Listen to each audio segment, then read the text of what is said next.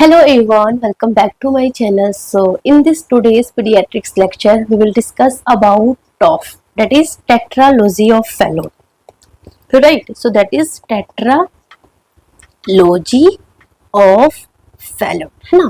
So what do you mean by tetralogy of Fallot? It means it is something कि आपको इसमें चार चीजें देखने को मिलेगी. Tetralogy, 4 प्रॉब्लम्स है, ठीक है ना.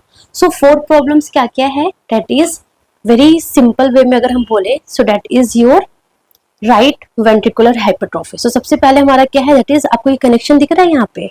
सो हम एक सिंपल सा इमेज बनाते हैं ताकि आपको बहुत इजीली वे में समझ में आए.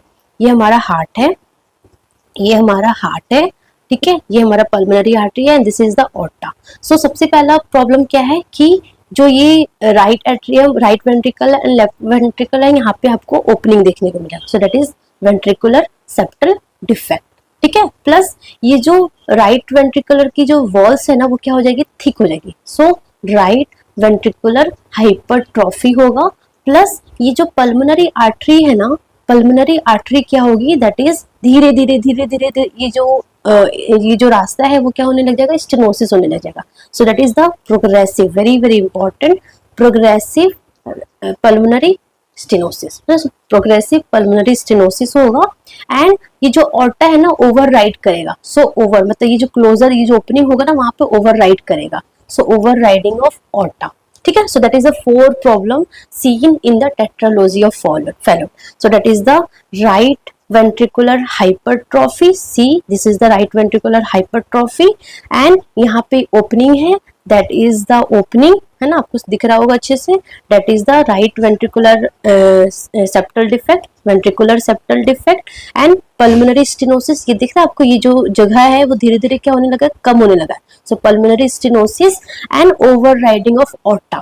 ये जो हमारा ओपनिंग है ना, ये जो वेंट्रिकुलर सेप्टल डिफेक्ट है, आइडियली ये जो हमारा ऑर्टा है वो कहाँ पे ओपन होता है, ये हमारा वेंट्रिकल से ओपन होता है. सो दैट सारा का सारा यहाँ का ब्लड सीधा कहाँ जाए, ऑर्टा में जाए. बट ये जो ओपनिंग है ना, वो कहाँ पे हो गई है, ओवरराइड कर दिया. ओवरराइड किसको कर दिया है, ये जो ओपनिंग है ना, इसको ओवरराइड कर, तो ब्लड सारा यहाँ से डायरेक्टली यहाँ चला जाएगा, ठीक है ना. So overriding of aorta, very simple. So I hope आपको ये समझ में आया होगा. अगर हम सिंपल वे में बोले तो VSD, ventricular septal defect, first. Second, right ventricular hypertrophy. Third, यहाँ पे क्या हो रहा है, ओवरराइडिंग ऑफ ऑर्टा हो रहा है. एंड फोर्थ, धीरे धीरे क्या हो रहा है, प्रोग्रेसिव पल्मोनरी स्टेनोसिस और इनफंडिबुलर स्टेनोसिस भी बोलते हैं इसको. So that is the problem.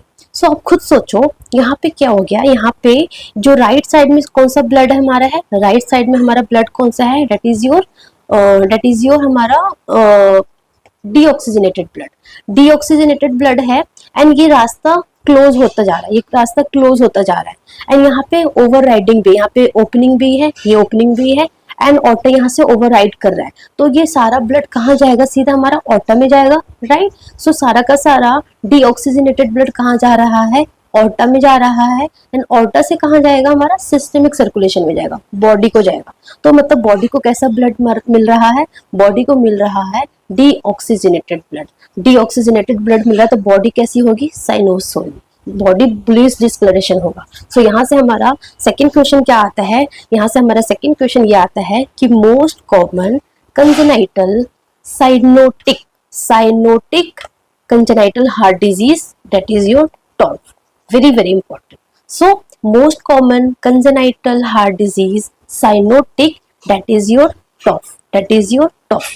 But अगर एग्जामिनर बहुत ट्विस्ट कर दिया क्वेश्चन में, ट्विस्ट क्या कर दिया उन्होंने, अगर उन्होंने ये लिख दिया कि most common cyanotic congenital heart disease in newborn या फिर on day 1 of their life, then the answer is TGA.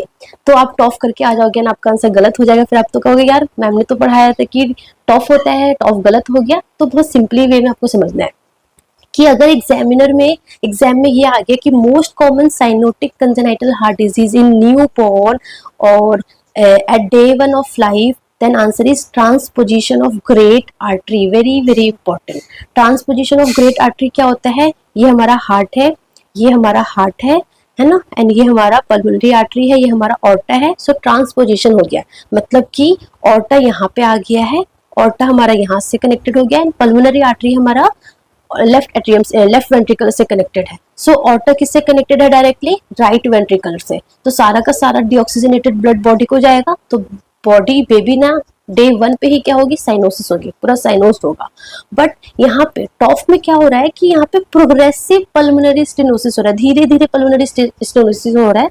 तो धीरे धीरे स्टेनोसिस हो रहा है, तो धीरे धीरे मतलब स्टार्टिंग में बॉडी को थोड़ा बहुत ही जाएगा डीऑक्सीजनेटेड ब्लड, बट जैसे जैसे धीरे धीरे कंडीशन वर्स होगी, जैसे जैसे ये रास्ता ब्लॉक होता जाएगा, तो बेबी को डीऑक्सीजनेटेड ब्लड ज्यादा ज्यादा मिलेगा, देन बेबी धीरे धीरे क्या होगा? साइनोटिक होगा। सो that is very very important कि अगर डे 1 हुआ या फिर न्यू बॉर्न को अगर साइनोसिस हुआ तो टीजीए होगा। बट अगर most commonly cyanotic congenital heart disease in children बोले या फिर सिंपली बोले कि most common cyanotic congenital heart disease, then the answer is TOF, tetralogy of Fallot. Tetralogy of Fallot में क्या होता है? 4 कंडीशन होता है। सो 2 एमसीक्यू हमारा यहाँ पे क्लियर हो गया, ठीक है। कमिंग टू हमारा क्लिनिकल फीचर्स, देखो ये हमारा नॉर्मल हार्ट है, बहुत सिंपल, आप अच्छे से अप्रिसिएट कर सकते हो। ये हमारा राइट एट्रियम हो गया, ये हमारा लेफ्ट एट्रियम हो गया, वेंट्रिकल हो गया, यहाँ पे कोई भी डिफेक्ट नहीं है। यहाँ पे क्या है? यहाँ पे डिफेक्ट है, यहाँ पे ये ओपनिंग दिख रही है। सो फर्स्ट प्रॉब्लम हो गया। सेकेंड, यहाँ पे आपको प्यारा सा ओपनिंग दिख रहा है ना, अच्छे से सारा का सारा ब्लड पल्मोनरी आर्टरी में जा रहा है, बट यहाँ पे ये जो रास्ता है वो क्या हो गया? स्टेनोज हो गई है। So problem second. Third problem क्या? यहाँ पे ऑर्टा प्रॉपरली किससे ओपनिंग है? डायरेक्टली हमारा लेफ्ट वेंट्रिकल से ओपनिंग है। यहाँ पे क्या हो गया? इसको ओवरराइड कर दिया है, तो ब्लड सीधा यहाँ से यहाँ जा रहा है ना। एंड यहाँ पे देखो ये जो वॉल से प्यारा सा वॉल है, कोई थिके नहीं है, प्रॉपर है, प्रॉपर कॉन्ट्रैक्ट कर रही होगी, बट यहाँ पे जो वॉल से क्या हो रखी है? थिक हो रखी है। सो आपको ये इमेज, जस्ट इमेज आपको ध्यान रखो, क्योंकि इमेज ना हमें लॉन्ग टर्म तक याद रहता है। आप ये सारा इमेज ऐसे माइंड में फिक्स कर लोगे ना, तो एग्जाम में आपको ये याद आएगा, हाँ अच्छा ये होता है, ये होता है, तो आप इजिली आंसर कर पाओगे, ठीक है ना। So that is very very important. So क्या हो रहा है यहाँ पे? प्रोग्रेसिव पल्मोनरी स्टेनोसिस हो रहा है, दैट इज इनफंडिबुलर स्टेनोसिस भी इसको बोलते हैं। वेरी वेरी इंपॉर्टेंट, एग्जाम में अगर आ गया पल्मोनरी स्टेनोसिस की जगह उन्होंने लिख दिया इनफंडिबुलर स्टेनोसिस, तो आप तो बोलोगे ये तो वर्ड ही नहीं पढ़ाया हमें। सो वेरी इंपॉर्टेंट, नाम भी अलग अलग आपको पढ़ना है, ठीक है ना। इनफंडिबुलर स्टेनोसिस होगा, तो इनफंडिबुलर स्टेनोसिस होगा तो क्या होगा? ये जो हमारा राइट यहाँ से जो ब्लड है जो हमारा पल्मोनरी आर्टरी में जा रहा है, वो क्या होने लग जाएगी? धीरे धीरे इसके आउटलेट में क्या होगा? ऑब्स्ट्रक्शन होगा। यहाँ पे देखो ये रास्ता अगर कम होता जाएगा, तो यहाँ से जो ब्लड जा रहा था वो क्या होने लग जाएगा? कम होने लग जाएगा। सो राइट वेंट्रिकुलर आउटफ्लो ऑब्स्ट्रक्शन होने लग जाएगा, ब्लड यहाँ पे कम जाएगा, एंड ये जो डीऑक्सीजनेटेड ब्लड है वो ऑर्टा में थ्रू जब ऑर्टा में जाएगा, बॉडी को जाएगा। सो बेसिकली जो प्रॉब्लम है, जो क्लिनिकल फीचर्स है, वो इसी के ऊपर देखने को मिलता है, ठीक है ना। So this is your right to left shunting, again very very important thing. देखो हमने ASD पढ़ा था, देखो सब कुछ साथ लेके पढ़ना है, ऐसे अलग अलग चीजें नहीं पढ़ना है कि सिर्फ हम टॉफ पढ़े तो सिर्फ टॉफ ही पढ़ेंगे। सब कुछ एक साथ लेके पढ़ोगे तो एग्जाम में भी, क्योंकि एग्जाम में ना मिक्स करके क्वेश्चंस पूछते हैं, एंड वहीं पे हम कर नहीं पाते, तो हमें लगता है यार हमने टॉपिक तो पढ़ा नहीं अच्छे से, तो सब कुछ मिक्स करके पढ़ो। मिक्स करके देखो ASD, VSD, PDA, यहाँ पे क्या हो रहा था? इन सब में क्या हो रहा था? लेफ्ट टू राइट शंटिंग था। क्यों था, कैसे था, मैं एक्सप्लेन नहीं करूंगी, ऑलरेडी मैंने बहुत बार एक्सप्लेन कर दिया। बट इन टॉफ में क्या हो रहा है? टॉफ में हमारा क्या हो रहा है? यहाँ पे आपको क्या शंटिंग देखने को मिल रही है? यहाँ पे आपको राइट टू लेफ्ट शंटिंग देखने को मिल रहा है ना। सो ब्लड जो है वो कहाँ से कहाँ जा रहा है? राइट से लेफ्ट की तरफ जा रहा है। सो राइट में कौन सा ब्लड होता है? डीऑक्सीजनेटेड ब्लड होता है। सो डीऑक्सीजनेटेड ब्लड हमारा लेफ्ट साइड जा रहा है, एंड लेफ्ट साइड से ब्लड कहाँ जाएगा? बॉडी में जाएगा। तो बॉडी को कैसा ब्लड मिल रहा है? बॉडी को मिल रहा है डीऑक्सीजनेटेड ब्लड, तो बॉडी कैसी होगी? साइनोसिस होगा। तो फर्स्ट क्लिनिकल फीचर्स क्या हो गया हमारा? साइनोसिस हो गया, है ना। ASD, VSD, PDA में लेट कॉम्प्लिकेशन में जाके रिवर्सल ऑफ शंटिंग होती है, तब बॉडी साइनोस्ड होती है, that is a late complication. But in TOF में क्या होगा? स्टार्टिंग से ही यहाँ पे राइट टू लेफ्ट शंटिंग है, बॉडी को डीऑक्सीजनेटेड ब्लड मिल रहा है, सो साइनोसिस होगा, ठीक है ना। सो क्लिनिकल फीचर्स में क्या हो गया? साइनोसिस हो गया, ठीक है। प्लस और क्या हो रहा है? There is decrease pulmonary blood flow, very very important. देखो ASD में, VSD में, PDA में, सब में क्या था कि जो पल्मोनरी आर्टरी में ब्लड फ्लो क्या था? इंक्रीज हो रखा था। बट इन टॉफ में क्या है? जो पल्मोनरी ब्लड फ्लो है वो क्या हो गया है? डिक्रीज हो गया। क्यों? क्योंकि जो ये आउटलेट है ना, जो पल्मोनरी स्टेनोसिस हो रखा है, यहाँ पे जो पल्मोनरी आर्टरी है ना, यहाँ पे क्या हो रखा है? धीरे धीरे ब्लॉकेज हो रहा है, धीरे धीरे ब्लॉकेज हो रहा है। सो पल्मोनरी जो राइट वेंट्रिकल से ब्लड जो है वो प्रॉपरली पल्मोनरी आर्टरी में नहीं जाएगा, and because of that there is decrease pulmonary artery blood flow, very very important. तो यहाँ पे क्या हो रहा है? डिक्रीज पल्मोनरी ब्लड फ्लो है, ऑलिगोमिक लंग फिल्ड देखने को मिलेगा, जो पल्मोनरी वेसल्स है वो प्रॉपर्ली देखने को नहीं मिलेगा। एंड वेरी वेरी इंपॉर्टेंट यहाँ पे क्या देखने को आपको मिलेगा, इजेक्शन सिस्टोलिक मर्मर, क्योंकि पल्मोनरी स्टेनोसिस हो रखा है ना, जो पल्मोनरी स्टेनोसिस हो रखा है तो आपको इजेक्शन सिस्टोलिक मर्मर देखने को मिलेगा। And very very important that is the characteristics feature, जो कोई एक वर्ड बोले कि टॉप पे एक वर्ड बोले कि क्लिनिकल फीचर्स क्या देखने को मिलता है, एक वर्ड बता दो तो आपको क्या बताना है, आपको बताना है that is your tet spells. Tet spell बोलो या फिर साइनोटिक स्पेल बोलो या फिर हाइपर साइनोटिक स्पेल बोलो। क्या होता है ये देखो, क्या होता है जब बेबी क्राई करता है या फिर बेबी फीड ले रहा है या फिर बेबी थोड़ा सा एक्सरसाइज कर लिया, मतलब थोड़ा चल लिया, या फिर बेबी सो के जस्ट उठा है ना, वेकअप इन द मॉर्निंग है ना, या फिर बेबी डेफिकेट कर रहा है, स्टूल पास कर रहा है, तो क्या होगा, बेबी को डिस्पनिया होगा, डिफिकल्टी इन ब्रीदिंग होगा। क्यों होगा, क्योंकि जो ब्लड है यहाँ से राइट वेंट्रिकल से ब्लड पल्मोनरी आर्टरी में नहीं गई। क्यों नहीं गई, क्योंकि यहाँ पे जगह ब्लॉक है। तो जब पल्मोनरी आर्टरी में ब्लड जाता है यहाँ से कहाँ जाता, लंग्स में जाता, तो ये लंग्स में नहीं गया, तो प्रॉपर्ली जो ब्लड है वो ऑक्सीजनेशन नहीं हो पाया। एंड यहाँ से ब्लड सीधा कहाँ चला गया, ऑर्टर के थ्रू बॉडी में चला गया। तो बॉडी को कैसा ब्लड मिल रहा है, बॉडी को डीऑक्सीजनेटेड ब्लड मिल रहा है। तो बॉडी क्या हो गई, हाइपोक्सिया हुआ, साइनोसिस हुआ, है ना, हाइपोक्सिया हुआ, साइनोसिस हुआ, तो बेबी को डिस्पनिया होगा, डिफिकल्टी इन ब्रीदिंग होगा, साइनोसिस होगा, है ना। एंड अगर आप उसको ट्रीट नहीं करोगे टाइम से पहले तो बेबी का लॉस ऑफ कॉन्शियसनेस भी हो सकता है, बेबी बेहोश हो सकता है, कन्वर्जन, बेबी को सीजर आ सकता है या फिर स्ट्रोक हो सकता है। अगर ब्रेन को अगर ब्लड नहीं मिलेगा तो क्या होगा, स्ट्रोक होगा, कन्वर्जन हो सकता है। सो ये दिस इज द लेट में ये सारा कुछ देखने को मिल सकता है। So that is the tet spell, cyanotic spell और हाइपर साइनोटिक स्पेल। एंड यहाँ पे बेबी क्या होगा ना, अगर आपसे सेकंड क्वेश्चन एग्जाम में पूछे कि सक रेस्ट सक साइकिल कहाँ पे देखने को मिलता है, so that is in TOF में देखने को मिलता है। सो सक रेस्ट सक साइकिल क्या होगा, बेबी फीड करेगा, let's suppose baby breast feed कर रहा है तो थोड़ा सा फीड किया देन रुकेगा, देन थोड़ा सा फीड किया देन रुकेगा, क्योंकि बेबी में इतना बेबी को लाइक अगर बेबी सक कर रहा है प्रॉपरली तो मतलब दैट एनर्जी चाहिए, प्रॉपरली ऑक्सीजन चाहिए, बेबी को प्रॉपर ऑक्सीजन नहीं मिला तो बेबी थोड़ा सक करेगा फिर रेस्ट करेगा, सक करेगा देन रेस्ट करेगा। So that is the suck rest suck cycle हो गया। या फिर टेट स्पेल, साइनोटिक स्पेल और हाइपर साइनोटिक स्पेल कहाँ देखने को मिलता है, that is in TOF, tetralogy of Fallot में, ठीक है ना। सो जब भी ये ऐसा होगा, टेट स्पेल वाला कंडीशन होगा तो बेबी कैसा पोजीशन करेगा, बेबी जो है ना नी चेस्ट पोजीशन करेगा, that is the recovery position, that is very very important, है ना। नी चेस्ट पोजीशन करेगा, वेट मेरा जो पेन है उसका बैटरी खत्म हो गया। सो नी चेस्ट पोजीशन करेगा और you can say that is squatting position करेगा। क्यों करेगा, क्योंकि जो स्क्वेटिंग पोजीशन है ना या फिर नी चेस्ट पोजीशन है ना, इससे क्या होगा, वीनस रिटर्न कम होगा। वीनस रिटर्न कम होगा मतलब क्या होगा कि एक तो वीनस रिटर्न कम हो रहा है, प्लस जो सिस्टेमिक वस्कुलर रेजिस्टेंस है ना वो इंक्रीज हो जाएगा। वो इंक्रीज होगा तो क्या होगा, राइट वेंट्रिकल में ब्लड कम जाएगा। देखो क्या होगा, सिंपल, बेबी ना ऐसे स्क्वेटिंग पोजीशन ले लेगा या फिर बेबी ऐसे नीचे पोजीशन करेगा, है ना। इसको करने से क्या होगा, जो वीनस रिटर्न है ना वो डिक्रीज हो जाएगा। अब खुद सोचो, वीनस रिटर्न कम हो रहा है and systemic vascular resistance increase हो रहा है, जिसकी वजह से क्या होगा, राइट एट्रियम में ब्लड कम आएगा, राइट एट्रियम से राइट वेंट्रिकल में ब्लड कम जाएगा। एंड राइट वेंट्रिकल का ब्लड कहाँ जाना था, पल्मोनरी आर्टरी में जाना था, बट वो तो रास्ता क्लोज हो रखा था, तो ये ब्लड कहाँ जा रहा था, हमारा ऑर्टर के थ्रू बॉडी में जा रहा था, तो ये ब्लड कम जाएगा, डीऑक्सीजनेटेड ब्लड कम जाएगा बॉडी को। सो जो कंडीशन है वो थोड़ा सिम्टम्स जो है वो थोड़ा रिलीव होगा। So that's why this is very very important mechanism, knee chest position और squatting position, जिससे हमारा venous return कम होगा, systemic vascular resistance increase हो जाएगा, right ventricle में जो blood जा रहा था वो कम हो जाएगा, right to left shunting कम हो जाएगा। So baby का जो oxygenation है वो क्या हो जाएगा, basically improve हो जाएगा, very very important। तो ये अगर आपको बोले कि बेबी नी चेस्ट पोजीशन करता है या फिर स्क्वेटिंग पोजीशन कर लेता है, tet spell, hyper cyanotic spell, cyanotic spells, suck rest suck cycle, ये सब कहाँ देखने को मिलता है, ये सब हमारा टॉफ में देखने को मिलता है, टेट्रालॉजी ऑफ फैलोट में देखने को मिलता है, ठीक है।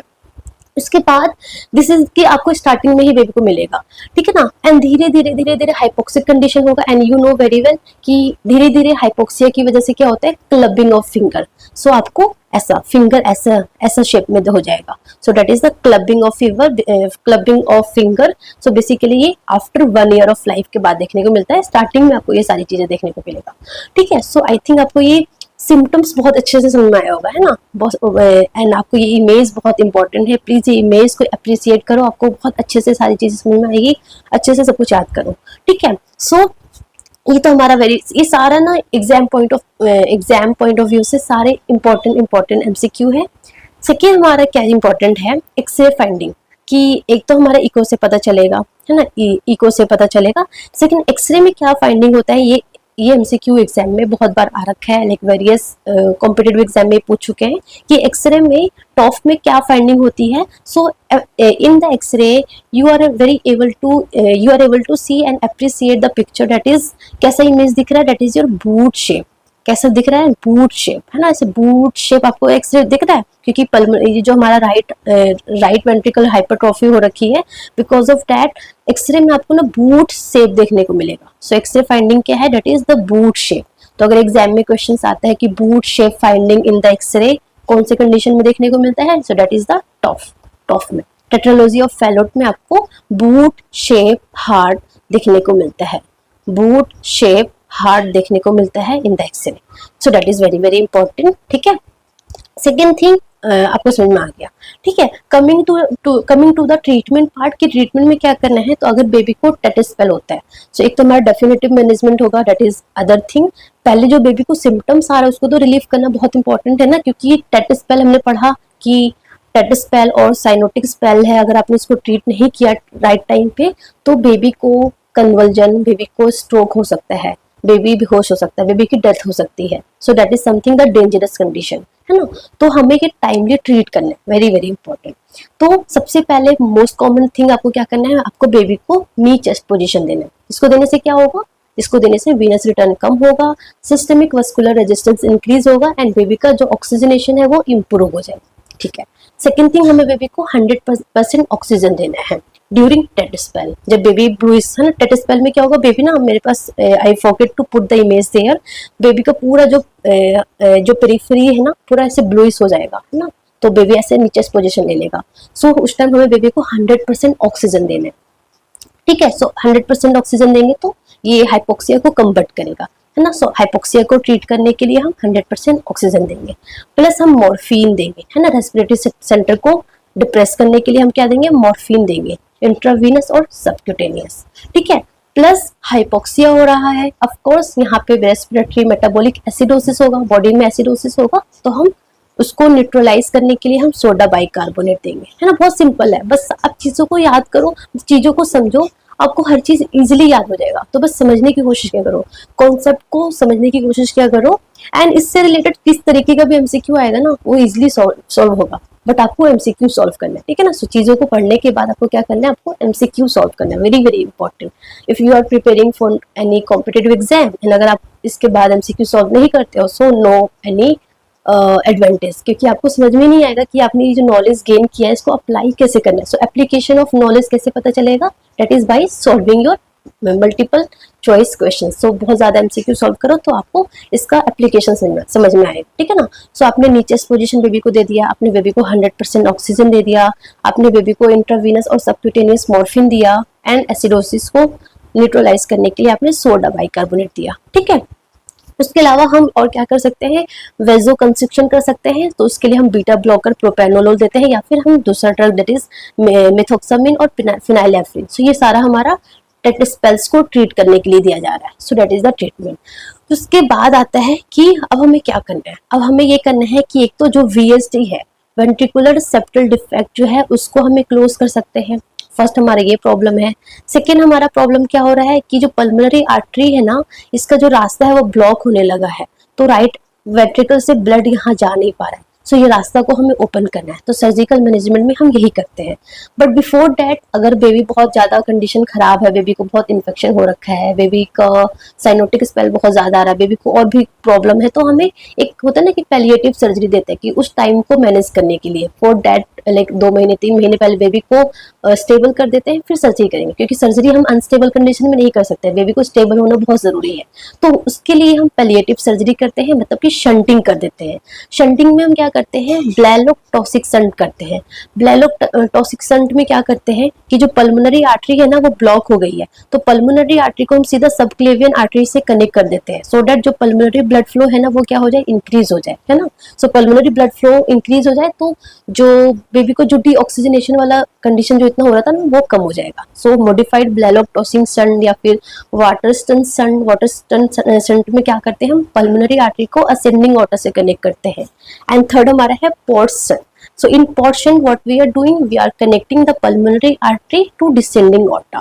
But if in the exam, if the examiner asks the question which one is the most common shunting, so most common shunting कौन सा है, that is your modified, M for most common, M for modified Blalock-Taussig shunt or BT shunt. So BT shunt is most common. In that what we are doing, we are connecting the pulmonary artery to the subclavian artery. Very very important. ठीक है ना. So that is the modified Blalock-Taussig shunt. And this is the palliative surgery. मतलब कि ये definitive surgery नहीं है.